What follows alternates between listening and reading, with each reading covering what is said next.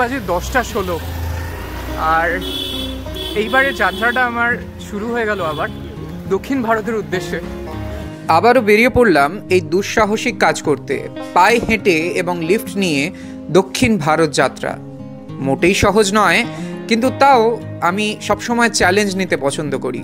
এই মানুষটার মতো, যিনি গোটা বাঙালি জাতির গর্ব, তাকে প্রণাম করে এবং তার থেকে আশীর্বাদ নিয়ে বেরিয়ে পড়লাম আমি আমার যাত্রায়। আমি অনুভব করি স্বামী বিবেকানন্দ এবং নেতাজি সুভাষচন্দ্র বসু সবসময় আমার সঙ্গে থাকেন এই যাত্রাপথে। এই বাচ্চাগুলি আমাকে বারবার ঘুরে ঘুরে দেখে খুব মজা পাচ্ছিল, আর আমার তা দেখে খুব আনন্দ হচ্ছিল। প্রায় 4 কিলোমিটার হেঁটে এখনো পর্যন্ত যাত্রা কমপ্লিট হয়ে গেল। পিঠে প্রায় 30-40 কিলোর ওজন হবে, মাপিনি যদিও, বাট হবে আমার অনুমান। তো হাওড়া যাব। তো এখন আমার অলরেডি প্রায় 5 কিলোমিটার হয়ে গেছিলো, আমি হাঁটছিলাম। তো এটা সেন্ট্রাল এভিনিউ। তো আমি চাচাকে বললাম যে চাচা আমাকে একটু এগিয়ে দেবেন, আমি প্রায় 5 কিলোমিটার হয়ে গেছি ভারী ব্যাগটা নিয়ে হাঁটছি। তো চাচা বললেন যে হ্যাঁ অবশ্যই, কোনো অসুবিধা নেই, আপনি উঠে পড়ুন। বেসিক্যালি একটাই জিনিস খুব ভালো লাগে, যেটা হচ্ছে মানুষের ভালোবাসা। এটা কলকাতায় ভরপুর রয়েছে, তাই কলকাতাকে যথেষ্ট মিস করবো। আর আলাভোলাকে সাপোর্ট করুন আপনারা আরও বেশি করে। এই ভিডিওটা পারলে ছড়িয়ে দিন মানুষের কাছে। আমার এটাই মেসেজ থাকবে যে মানুষ যারা বাড়িতে বসে থাকেন, লেজি জীবনযাপন করছেন শুধু ফোন নিয়ে, তো একটু বেরিয়ে পড়ুন, ভারতবর্ষ দেখুন, ঘুরে দেখুন।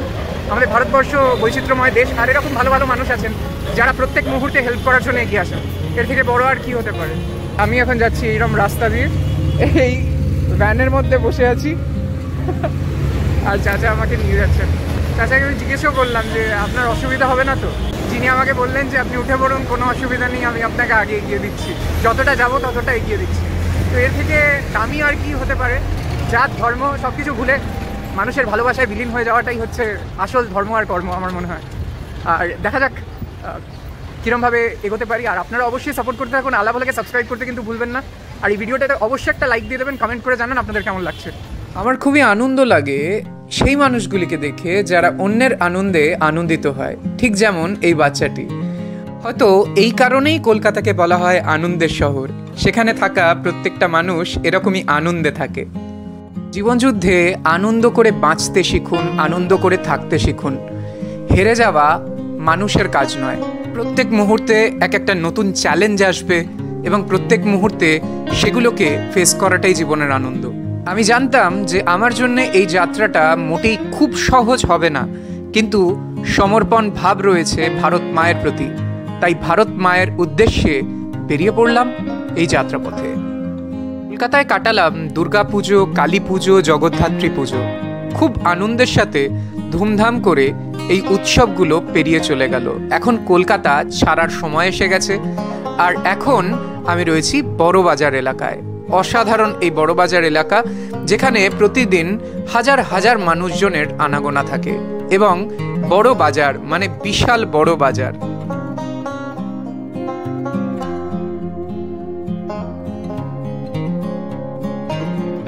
সেদিন প্ল্যান করেছিলাম আবারও পায়ে হেঁটে হাওড়া ব্রিজ পাড়ি দেব। যখন হাওড়া ব্রিজের পেভমেন্টে উঠলাম, মানে ফুটপাতে, তখন দেখলাম চারপাশে ফুলের ডালি সাজিয়ে নিয়ে সবাই বসে আছে। এখানেই তো হাওড়া ফ্লাওয়ার মার্কেট, যেটা পুরো পশ্চিমবঙ্গের মধ্যে একটা বিখ্যাত স্থান। বহু ফটোগ্রাফাররা এখানে ফটো তুলতে আসেন এবং এটাই হচ্ছে আমাদের হাওড়া ব্রিজ। ততক্ষণে আমি হাওড়া ব্রিজে পায়ে হেঁটে উঠে পড়েছি এবং পুরো হাওড়া ব্রিজটা পেরোবো, এটার একটা আনন্দ আমার মধ্যে যেন প্রচণ্ড বেশি ছিল। কেননা উত্তর ভারতের জার্নির পরে এই প্রথম আমি আবার হাওড়া ব্রিজে পা দিলাম। উত্তর ভারত থেকে ফেরার সময় পায়ে হেঁটে এই হাওড়া ব্রিজ দিয়ে ফিরেছিলাম। চারপাশে গাড়ির হর্নের আওয়াজ এবং গঙ্গার হাওয়া খেতে খেতে হাওড়া ব্রিজের শেষে পৌঁছে গেলাম, মানে হাওড়া রেলওয়ে স্টেশন। না, হাওড়া রেলওয়ে স্টেশন থেকে আমি কোনো ট্রেন ধরতে চাইনি। তো এখন আমি হাঁটতে হাঁটতে প্রায় হাওড়া স্টেশন অবধি চলে এসেছি। হাওড়া স্টেশন, আমি হাওড়া স্টেশন থেকে ট্রেন অবশ্যই ধরবো না, আমি লিফট নিয়ে যাব আর হেঁটেই যাব। আর দেখা যাক NH6 থেকে যদি কিছু পাই। অনেকটা হাঁটলাম, লেটস সি, এবারে বড় লিফট নেওয়ার চেষ্টা করব। হঠাৎ করে দেখা হয়ে গেল এই ভাইটির সাথে।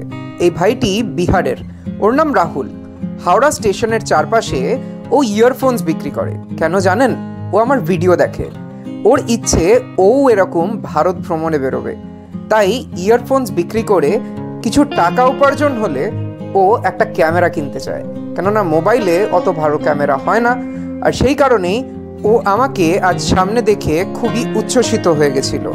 অনেক কিছু টিপস নিল, বললো যে তুমি কেমন করে ঘোরো আমাকে একটু বলো, আমি জানতে চাই, আজকে তোমাকে সামনে দেখে আমার খুব ভালো লাগছে। তো অনেকক্ষণ ওর সাথে গল্প করার পর আবার বেরিয়ে পড়লাম। আজকে বেসিক্যালি বোধহয় আমাদের এখানে কোনো একটা মিটিংও আছে, কোনো একটা পলিটিক্যাল পার্টির মিটিং চলছে এই মুহূর্তে, তার জন্য রাস্তায় প্রচণ্ড ভিড়। ইনফ্যাক্ট আমি হাওড়া স্টেশনে আস্তে আস্তেও দেখছিলাম প্রচুর মানুষ অ্যাকচুয়ালি বাইরে থেকেও এসছেন, হাওড়া স্টেশন থেকেও এসছেন, স্টেশন হয়েও এসছেন। আর আগেরবারে আমি এখান থেকেই উত্তর ভারতের জার্নি যখন শুরু করেছিলাম হিমাচল প্রদেশ, তখন এখান থেকে ট্রেন ধরে চণ্ডীগড় গিয়েছিলাম, আর ওখান থেকে পুরোপুরি হিচ হাইক করে বা লিফট নিয়ে আমি ট্রাভেল করেছিলাম। তো আর এবারে আমি সম্পূর্ণ কলকাতা থেকেই লিফট নিয়ে ট্রাভেল করব, হিচ হাইক করে ট্রাভেল করব, এবং আপনাদের সাথে শেয়ার করব যে কেমন করে ব্যাপারটা হয়। এবং অনেকের কাছে বিষয়টা খুবই নতুন, আর সেই কারণে অনেকেই এক্সপিরিয়েন্সটা শেয়ার করলে অনেকেই এরকম বেরিয়ে পড়তে চায় কিন্তু বেরোতে পারে না। তো সেই কারণে আমি সবার সাথে এটা শেয়ার করতে চাই। আপনারা দেখতে থাকুন, যারা ইন্টারেস্টেড তারা অবশ্যই আমার ব্লগস ফলো করতে থাকবেন, দেখবেন যে কিরকম করে আমি ট্রাভেল করছি। হাওড়া স্টেশন পেরিয়ে অনেকটাই চলে এসেছিলাম, তখন এই ভাইটি আমাকে পিছন থেকে ডাক দিল। ওর নাম ওয়াসিম। একে বলল, দাদা আপ কাহা যা রে হো? কোথায় যাচ্ছ? তো তখন আমি ওকে বললাম আমি পায়ে হেঁটে যাত্রা করছি। ও বলল আমার টোটোতে উঠে পড়ো। আমি বললাম আমি তো পায়ে হেঁটে যাত্রা করি, আমার কাছে অতটা ভাড়া নেই। ও বলল যে কোনো ভাড়া লাগবে না, তুমি আমার উঠে পড়ো, আমি তোমাকে একটু এগিয়ে দিতে চাই। ওর হ্যাঁতে হ্যাঁ মিলিয়ে আমিও টোটোতে উঠে পড়লাম। আর এর মধ্যে আমাকে একজন ফলো করছিল, তা আমি কিছুটা পরে গিয়ে জানতে পারলাম। কে ফলো করছিল, কি কারণে ফলো করছিল, সবটাই জানতে পারবেন এই ভিডিওতে, দেখতে থাকুন।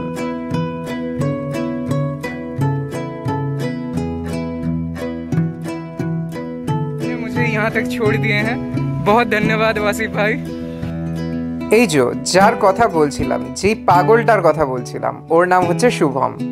কে হাওড়া ফোরশোর রোড থেকে ফলো করছিল, আর এটা শিবপুরে। পাগলটা বলে যে তোমার সাথে দেখা করার জন্য আর তোমার ইউটিউবটা সাবস্ক্রাইব করব বলে আমি তোমাকে ফলো করছিলাম। ওরও একটা ছোট্ট ইউটিউব চ্যানেল আছে, ইয়োর লিটল শুভম, আপনারা গিয়ে সাবস্ক্রাইব করে নিতে পারেন। তারপরে আমি যখন আমার হিন্দি চ্যানেল লিফট বাবার জন্য বাইট নিচ্ছিলাম, তখন শুভম আমাকে বলল আমার বাড়ি হাইওয়ের কাছেই, তো আমি তোমাকে বেশ খানিক রাস্তা এগিয়ে দিতে চাই, তো আমাকে তুমি এই সুযোগটা দাও। তো আমিও খুব বেশি দেরি না করে শুভমের বাইকের পেছনে উঠে পড়লাম। বাইক না, স্কুটি। আর এটা ছিল আমার এই ট্রিপের প্রথম 2 হুইলার রাইড। আর শুভম অ্যাকচুয়ালি আমাকে ফলো করেছিল, অনেকটা রাস্তা আগেও আমাকে দেখে নিয়েছিল। তো শুভম ওই জায়গা থেকে আমাকে বললো যে তুমি উঠে পড়ো, আমি তোমাকে হাইওয়ের কাছে ছেড়ে দিচ্ছি, বিকজ ওর বাড়ি হাইওয়ের পাশেই। ওরও ইনফ্যাক্ট একটা মোটো ব্লগিং চ্যানেল আছে, মোটো ব্লগিং, হ্যাঁ হ্যাঁ হ্যাঁ, লাইফস্টাইল মোটো ব্লগিং চ্যানেল আছে। মজা হয় আর কি, মানুষের সাথে দেখা হয়, কত কিছু জানা যায়, আর এটাই বৈচিত্র্যময় আমাদের ভারতবর্ষ। আর এখন আমি যাচ্ছি হাইওয়ের কাছে, আর এখান থেকে খড়গপুর যাব। আর আপনাদের খড়গপুর থেকে ইচ্ছে আছে আজকে বেঙ্গলের যে বর্ডার সেটা পার করবার, আর জলেশ্বর যদি পৌঁছাতে পারি, দেখছি কী হয়। এখন আমরা কোথায় রয়েছি? Howrah Shibpur GT road. আপনারা যারা হাওড়া শিবপুর থেকে রয়েছেন তারা অবশ্যই কমেন্টে জানান কারা হাওড়া শিবপুরে থাকেন। তারপরে আমি রাস্তা দিয়ে হাঁটছিলাম, শুভম আমাকে যেখানে ছেড়েছিল। তো তারপরে আমার এনার সাথে দেখা হয়ে গেল, এনার নাম শক্তি রায়। তো উনি আমাকে বললেন আপনি কোথায় যাচ্ছেন, চলুন আমি আপনাকে বেশ খানিকটা এগিয়ে দিই। তারপর উনি আমাকে একদম হাইওয়ে অবধি পৌঁছে দিলেন, যদিও ওনার বাড়ি অনেকটা পেছনে ছিল। কিন্তু এই মুহূর্তে বেসিক্যালি আমি এখন আলমপুরে রয়েছি, আলমপুর হাওড়াতে, একদম হাইওয়ের পাশে। আমি অ্যাকচুয়ালি লিফট চাইও নি এখনও কারোর থেকে, কিন্তু অলরেডি 3টে লিফট মানুষ যেচে আমাকে দিয়ে দিয়েছেন। মানুষ এত ভালো পশ্চিমবঙ্গের। আর অবশ্যই আলাগুলাকে সাবস্ক্রাইব করে একদম সাবস্ক্রাইব করবো, ফলো করবো, ডেফিনেটলি দেখতে থাকবেন। ফেসবুক আপডেট একদম ফলো করবো। খুব ভালো লাগলো। ঠিক আছে, আপনি কোথায় যাবেন, কতদূর পৌঁছাচ্ছেন আপনার গন্তব্যস্থলে, সেটাও আমি দেখবো। কীভাবে আপনার জার্নিটা হচ্ছে সেই জার্নিটাও আমি দেখে ভাববো যে না ঠিক আছে, একটা মানুষ বেরিয়ে যে কীভাবে সফর করছে সেই সফরটাও আমাকে দেখার আছে। আর তারপরেই আমি যখন হাইওয়েতে দাঁড়িয়েছিলাম, আমার দেখা হয়ে গেল আরেকজনের সাথে। সে আমাকে বেশ খানিকটা এগিয়ে দিল। তার নাম হচ্ছে তৈবুর।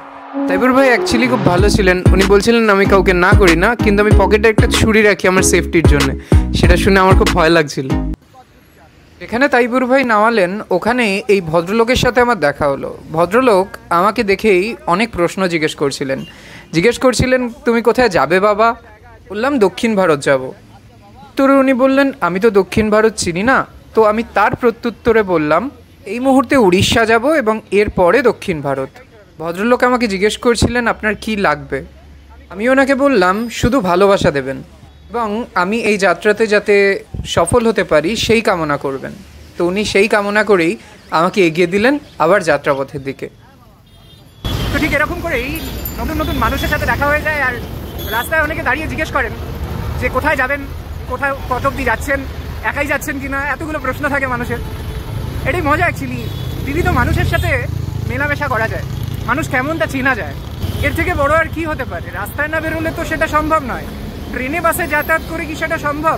এতটা এক্সপিরিয়েন্স কালেক্ট করা, এত কিছু এক্সপিরিয়েন্স হয় যে আপনি পুরো ভারতবর্ষটায় কেমন মানুষজন থাকেন সেটা চিনতে পারবেন। আর এটাই হচ্ছে হিচ হাইকিংয়ের একটা দারুণ পসিবিলিটি, যেইভাবে আমি ট্রাভেল করছি। দেখতে থাকুন, আগে অনেক কিছু অপেক্ষা করছে। You are traveling by lift? हाँ जी, मैं लिफ्ट लेके ट्रैवल कर रहा हूँ। कितने दिन हो गए आपको? मेरा आज पहला दिन है, मैं कोलकाता से निकला हूँ। ऑल द बेस्ट, चलिए कुछ दूर तक हम छोड़ देते हैं आपको। बहुत धन्यवाद आपको। ইনি হচ্ছেন মনীষজি ফ্রম হরিদ্বার। তো উনি অ্যাকচুয়ালি কলকাতায় এসছেন, বা বলা উচিত পশ্চিমবঙ্গে এসছেন বেশ খানিক কাজে। তো উনি কাজের মাঝখানেই ওনার ঘরে ফিরছিলেন যেখানে উনি থাকেন। তো উনি আমায় বললেন আমি বেশ খানিকটা আপনাকে এগিয়ে দিতে পারি। তো উনি আমাকে এগিয়ে দিলেন এবং ওনার গন্তব্য আসা পর্যন্ত আমরা একসাথে ছিলাম। অনেক স্পিরিচুয়াল গল্প হলো এবং উনি আমাকে গুড উইশেস জানালেন। তারপরে আমি আবার এগিয়ে গেলাম। আর অসাধারণ মানুষ, উনি আমাকে বেশ খানিকটা এগিয়ে দিলেন। এই লিফটটাও আমাকে চাইতে হয়নি, বোর্ড দেখাতে হয়নি, এখনো পর্যন্ত দেখানোর দরকার পড়েনি এটা। এমনি উনি রোড সাইডে দাঁড়িয়েছিলেন, বললেন যে লিফট নিয়ে যাচ্ছেন, চলুন আপনার সাথে 2-3 কিলোমিটার একটু গল্প করে এগিয়ে নেওয়া যাক। তো এইরকমই সুন্দর সুন্দর মানুষের সাথে দেখা হয়ে যায়। আর আমি এখন একটা সুন্দর হাইওয়েতে হাঁটছি। লেটস সি আজকে কত দূর পৌঁছে দেবো। ঠিক এইভাবেই হাইওয়ের ধারে লিফট বোর্ড বা এই বোর্ডটা নিয়ে এরমভাবে দাঁড়াতে হয়। যদি কেউ লিফট দেয় তাহলে খুবই ভালো, আর তা না হলে হাঁটতে হয়। এটাই হচ্ছে একজন হিচ হাইকারের জীবন। অনেক বাঙালিরা হয়তো এটা দেখে কটাক্ষ করবেন, বলবেন যে এরমভাবে আবার কেউ ট্রাভেল করে নাকি, এটা আবার কি পদ্ধতি ট্রাভেল করবার? বাস আছে, ট্রেন আছে, সব আছে, তাতেই তো ভদ্রলোকের মতন ট্রাভেল করা যায়। এরমভাবে তো অভদ্ররা ট্রাভেল করে। হ্যাঁ, ঠিকই ধরেছেন, আমি ওই অভদ্রের মধ্যে একজন। অনেকক্ষণ দাঁড়িয়ে থাকার পরে লিফট পেলাম না, তাই ভাবলাম হেঁটেই বাকি রাস্তাটা পাড়ি দেবো। কিন্তু যখনই হাঁটা স্টার্ট করলাম, হাঁটতে গিয়ে দেখলাম একটা গাড়ি হঠাৎ করে সামনে এসে থেমে গেল। লাল গাড়িটি ছিল এবং সেই গাড়িটি কাছে যখন আমি গেলাম, সেই গাড়িটি বলল আমি সামনে 1 কিলোমিটার যাব, আপনাকে ছেড়ে দিতে পারি। তো 1 কিলোমিটার লিফট নিয়ে আর কি লাভ হবে? তো তাই আমি তাকে বললাম যে দরকার নেই, আমি অন্যান্য লিফটের জন্য অপেক্ষা করব। তো সে বললো যে কোনো অসুবিধা নেই। তারপরে সে আমাকে গুড উইশেস জানিয়ে বেরিয়ে চলে গেল। আর ঠিক তারপরেই যার সাথে আমার দেখা হলো, সে তো নাছোড় বান্দা। সে আমাকে বাইকের পেছনে না নিয়ে যাবেই না, কিন্তু আমি তার বাইকে উঠলাম না। কেন তা আগে দেখতে পাবেন। আপনার সাথে দেখা হয়ে খুব ভালো লাগলো। এটাই তো আপনি যে দাঁড়ালেন আমাকে দেখে, এর থেকে বড় আর কি হতে পারে? আর কিছুই না। একদম একদম একদম একদম তাই। ঠিক আছে, কোনো অসুবিধা নেই, কোনো ব্যাপার না। এই যে আপনি দাঁড়িয়েছেন এটাতেই মনটা ভরে গেল। জাস্ট পেছনে অতটা জায়গা নেই, রিস্ক নিয়ে বসতে হবে, এতটা বড় ব্যাগে ট্রাভেল করছি তো। ঠিক আছে, অনেক ধন্যবাদ। আপনার নাম কি? আমার নাম সৌরভ। সৌরভ, অনেক ধন্যবাদ সৌরভ। আমার নাম অ্যাকচুয়ালি ঋতব্রত। আর আমার 2টো চ্যানেল আছে, একটা বাংলা আলাভোলা আর একটা হিন্দি লিফট বাবা। তো যে কোনো একটা সাবস্ক্রাইব করে নিলেই দেখতে পাবে। আর ইনস্টাতেও সেম হ্যান্ডেল, লিফট বাবা আর আলাভোলা। আলা ভোলা। Definitely, thank you.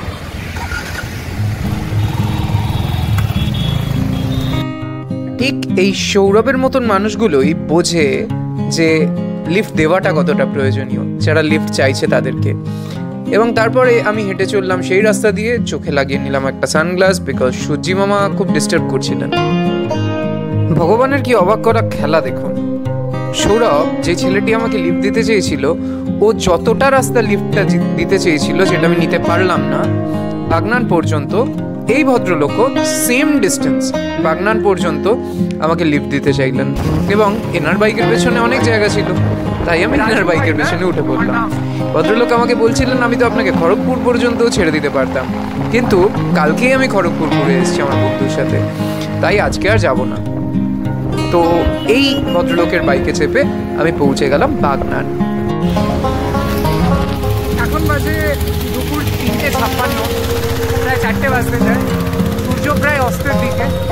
আর এখন আমি পৌঁছলাম হাওড়া বাগনান। আর এখান থেকে খড়গপুর আরও প্রায় অনেক কিলোমিটার বাকি। আজকে জানি না, হয়তো খড়গপুর পৌঁছতে পারবো না। দেখছি রাস্তায় কোথাও একটা স্টে করতে যদি পারি। আর রাজু ভাইয়ের সাথে দেখা হলো, সেই আমাকে এতটা কিলোমিটার, আজকে আমার লংগেস্ট লিফট এটা, তো সেই আমাকে বাগনান পৌঁছে দিল। তা বলতে বলতে ভাবতেই পারিনি কখন এই পেছনে ট্রাক ড্রাইভার আমাকে দেখে নিয়েছেন। হঠাৎ করে পিছন থেকে ডাকেলো, আপনি কোথায় যাবেন? আমি বললাম আমি খড়গপুর যাব। উনি বললেন আমি কোলাঘাট পর্যন্ত যাচ্ছি, পৌঁছে দিতে পারি। আর তারপর ওনার যে ব্যবহারটা ছিল সেটা দেখতে থাকুন। কত দূরে ধোয়া করে জানলো। আচ্ছা ঠিক আছে, যদি ও ওয়েট করে ভালো। আমার একজন ভাই খড়গপুর যাবে, তোমার নাম্বারটা দিচ্ছি, তুমি একটু কাইন্ডলি নিয়ে যাও না ভাই। হ্যাঁ, ওই কোলাঘাটের এর কাছে থাকবে, ব্রিজের কাছে, ব্রিজ পেরিয়ে দাঁড়িয়ে থাকবে। যদি থাকে তোমার ফোন নাম্বারটা দিয়ে দিচ্ছি, কেমন? ওকে ওকে ওকে ওকে, থ্যাংক ইউ। একজন মানুষ যিনি আমাকে চেনেন পর্যন্ত না, তিনি আমাকে ভাই বলে ডাকলেন, আর অন্য ট্রাক ড্রাইভারদেরকে বললেন আমাকে খড়গপুর পৌঁছে দেওয়ার জন্য। অনেকে যারা বলেন যে মানুষ হেল্প করে না বা এভাবে ট্রাভেল করা যায় নাকি, তাদেরকে আমি এটা এক্সাম্পল হিসেবে তুলে ধরলাম। আমাদের সারা জীবন কিছু ভুল ধারণা থেকে যায়, আর সেই ভুল ধারণাগুলো নিয়েই আমরা বলো হরি হরি বলের খাটে উঠে যাই। তাই একটু ঘর থেকে বেরোন, অনেক কিছু দেখতে পাবেন। ঠিক, অসংখ্য ধন্যবাদ আপনাকে। তো এখন আমি ওই জায়গাটায় দাঁড়িয়ে আছি যেই জায়গাটা অ্যাকচুয়ালি প্রত্যেক বাঙালির ইমোশন, যেখান থেকে দীঘার রাস্তাটা ডিভাইড হয়। মানে বেসিক্যালি একদিকে দীঘা চলে যায় আর একদিকে খড়গপুর, মানে পশ্চিম মেদিনীপুরের দিকে রাস্তা চলে যায়। আমি আজকে যাব এই দিকের রাস্তায়, দীঘা আজকে যাব না। আমার আজকে যাওয়ার আছে উড়িষ্যা, তো উড়িষ্যায় যাওয়ার আছে বলে আমি খড়গপুর হয়ে যাব। তো এরকম করেই দারুণ সফর করছি আমি। আর আপনারা অবশ্যই সাপোর্ট করুন, এই ভিডিওটা একটা লাইক অবশ্যই দিয়ে দিন, কেননা আপনাদের একটা লাইক আমাদেরকে অনেক দূর এগিয়ে যেতে সাহায্য করে। আর এরকমভাবে এগিয়ে যাচ্ছি, দেখি আজকে খড়গপুর পৌঁছে যাবো আশা করছি। এখন বাজে 4:30। Let's see.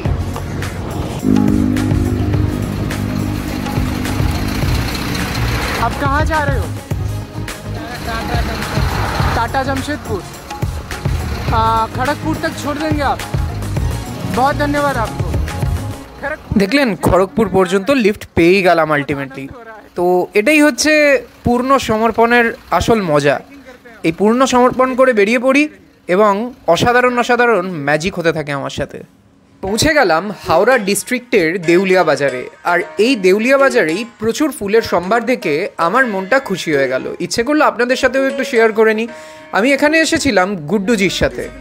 দেউলিয়া বাজারে একটু আগেই আমার সাথে দেখা হলো গুড্ডুজির।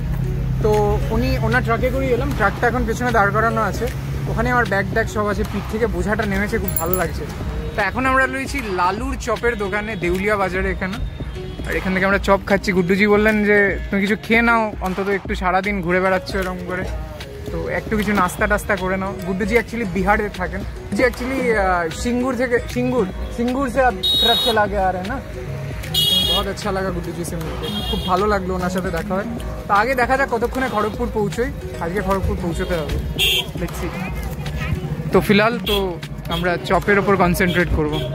এখানে রাস্তা থেকে যে আসছি আমরা গাড়ি बेसिकली लालूर चॉप आप यहाँ से खाते होंगे, पहले खाए हैं यहाँ पर? कभी कभी खाए हैं? बहुत अच्छा है, मतलब बहुत ही अच्छा है। তো চপটা খুবই সুন্দর, খুবই টেস্টি অ্যাকচুয়ালি। আপনারা যদি খেতে চান লালুর চপের দোকান দেউলিয়া বাজারে আপনারা আসতেই পারেন, বেশ ভালো। গুড্ডুজি বললেন এখানে আগেও খেয়েছেন এক দুবার। অ্যাকচুয়ালি চপটা খুবই সুন্দর, টেস্টি। আজকে খড়গপুর পৌঁছতে হবে, দেখা যাক কতক্ষণে পৌঁছই। মোটামুটি আমাকে অনেকেই জিজ্ঞেস করেন এভাবে ঘুরে আমি কি মজা পাই, অনেকে আবার অভদ্র বলেন। তাতে আমার খুব একটা কিছু যায় আসে না, কেননা আমার মানুষের সাথে মিশতে কথা বলতে খুব ভালো লাগে, তো সেই কারণে আমি এভাবে ট্রাভেল করি। তো ধীরে ধীরে সেদিন সন্ধে নামছিল এবং আলটিমেটলি চারপাশ পুরো অন্ধকার। আমরাও আবার ট্রাকে উঠে পড়লাম, আবার খড়গপুরের দিকে যাত্রা। আপনাদের সবাইকে প্রণাম, নমো নমঃ। তো এখন আমি রয়েছি ডেবরা টোল প্লাজা, আর গুড্ডুজির ট্রাকে রয়েছি। গুড্ডুজির ট্রাকে আমি মোটামুটি কোলাঘাট থেকে উঠেছি, যেখান থেকে ওই দীঘার রাস্তার ওইটা ভাগ হয় খড়গপুরের, মানে পশ্চিম মেদিনীপুর আর পূর্ব মেদিনীপুরের রাস্তাটা যেখান থেকে ভাগ হয়। তো ওখান পর্যন্ত আমাকে সুব্রতবাবু লিফট দিয়ে দিয়েছিলেন ওনার ট্রাকে। তো উনিও ব্যবস্থা করতে চাইছিলেন কিছু একটা সেকেন্ড, যে আমি যদি লিফট না পাই আরও ফার্দার, কিন্তু আমি কোইন্সিডেন্টালি গুড্ডুজিকে পেয়ে গেলাম। তার গুড্ডুজি বললেন যে না, আপনি রাত্রে কোথায় থাকবেন খাবেন আমি জানি না, তো আমরা এখানে ট্রাক ড্রাইভাররা মিলে একটু রান্না বান্না করছি, আপনি আমাদের সাথেই খাবেন। চারপাশে প্রচুর ভালো মানুষ আছে, আপনি যেরকম মানুষ আপনার চারপাশেও সেরকমই মানুষ, এটা মনে রাখবেন, সব থেকে বড় কথা। তো দেখতে থাকুন।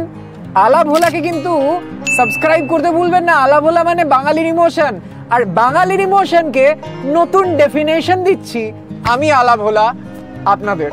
তো অবশ্যই সাবস্ক্রাইব করে নেবেন এই চ্যানেলটাকে, কেননা এই চ্যানেলটাতে অনেক অ্যাডভেঞ্চার এবং আমি কিরম করে হিচহাইক করে লিফট নিয়ে ট্রাভেল করি সব কিছু আমি জানাবো। তাদের জন্য এই চ্যানেল। যারা মনে করেন যে না ট্রেন বাসের জন্য অপেক্ষা করব না, একটু অ্যাডভেঞ্চার করি না, কি আছে দেখি না, করছে সোলো ট্রাভেলিং, ব্যাকপ্যাক ট্রাভেলিং, বাঙালিদের জন্য আজকাল এটা একটা স্বপ্নের মতন জিনিস, তাদের জন্য এই চ্যানেলটা। ভিডিওতে অবশ্যই একটা লাইক মাস্ট মাস্ট মাস্ট, কেননা আপনাদের একটা লাইক আমাদেরকে অনেকখানি এগিয়ে যেতে সাহায্য করে। খুব খুব খুব ভালো থাকবেন। আমার খড়গপুর পৌঁছতে হবে আজকে 45 কিলোমিটার। গুড্ডুজি বললেন যে আমি খড়গপুর পৌঁছে দেবো, কোনো অসুবিধা নেই। আলটিমেটলি দেখা যাক কতক্ষণে আমরা খড়গপুর পৌঁছই, আর তার মাঝখানে এখন আমাকে অনেকগুলো ভিডিও এডিট করতে হবে। খুব ভালো থাকবেন আপনারা, সাপোর্ট করতে থাকুন, কমেন্টে জানান আপনাদের কেমন লাগছে। মানুষ খারাপ নয়, আমরা ঠিক ইন্টেনশন নিয়ে হাঁটলে সব কিছু সুন্দর, পৃথিবী খুব সুন্দর, এটা মনে রাখবেন। তো আজকে খড়গপুরে আমি পৌঁছে গেলাম, এখন 9টা বাজে রাত্রিবেলা। তো গুড্ডুজি আমাকে এখানে খড়গপুরে পৌঁছে দিলেন এবং এখানে একটা পেট্রোল পাম্প আছে। আমি গুড্ডুজিকে বললাম একটা পেট্রোল পাম্প দেখে আমাকে একটু দাঁড় করিয়ে দিন। তো পেট্রোল পাম্পের টেন্ট লাগিয়ে আজকে রাত পেট্রোল পাম্পেই শুয়ে যাব। তো দেখা যাক পেট্রোল পাম্পে গিয়ে আবার কথা বলি, তাদেরকে রাজি করতে হবে আর কি। তো গুড্ডুজি আপনাকে প্রণাম, নমো নমঃ। আবার দেখা হচ্ছে নেক্সট ভিডিওতে। অবশ্যই সাবস্ক্রাইব করে দেবেন আর অবশ্যই লাইক করে দেবেন। আলা ভোলা মানে বাঙালির ইমোশন। সেদিন রাতটা বোধহয় ভগবান খুব বেশি মাত্রায় আমার সাথে ছিলেন, আর সেই কারণেই আমাকে পেট্রোল পাম্পে শুতে হয়নি। পাশে একটা ধাবা ছিল, তো পেট্রোল পাম্পের পাশেই একজন বলল ওই ধাবাটাতে চলে যান, ওখানে একজন সর্দারজি আছেন, পাঞ্জাবি ধাবা, উনি আপনাকে শোয়ার ব্যবস্থা বা থাকার ব্যবস্থা করে দেবেন। শুধু থাকার নয়, উনি আমাকে রাত্রে খাবার ব্যবস্থাও করে দিয়েছিলেন। আরে একটু আগে বললেন যে গুড্ডুজি খাবার ব্যবস্থা করেছেন। না, অ্যাকচুয়ালি বিষয়টা হচ্ছে গুড্ডুজি অ্যাকচুয়ালি ট্রাক ড্রাইভারদের সাথে গিয়ে যখন রান্না করতে যাচ্ছিলেন, তো ওখানে ননভেজ রান্না হচ্ছিল, চিকেন রান্না হচ্ছিল। তো আমি ননভেজ খাই না, তো গুড্ডুজি আমার জন্য সেই কারণে ওখানে রান্নার ব্যবস্থা করতে পারেননি, আর সেই কারণে সর্দারজি আমার জন্য রান্নার ব্যবস্থা করে দিয়েছেন। রুটি আর তরকা খেলাম রাত্রে গরম গরম, আর তারপরে সুন্দরভাবে একটা ঘুমিয়ে পড়লাম। এরকম করেই শেষ হলো আমার ডে 1 বা 1 নম্বর দিন এই প্রেম ভরা যাত্রার পথে। আর আপনারা সবাই দেখতে থাকুন আমার এই যাত্রা। আর শুধু আমার যাত্রা নয়, এটা আমাদের সবার যাত্রা, যারা আমরা একসাথে এই যাত্রাটাকে উপভোগ করছি।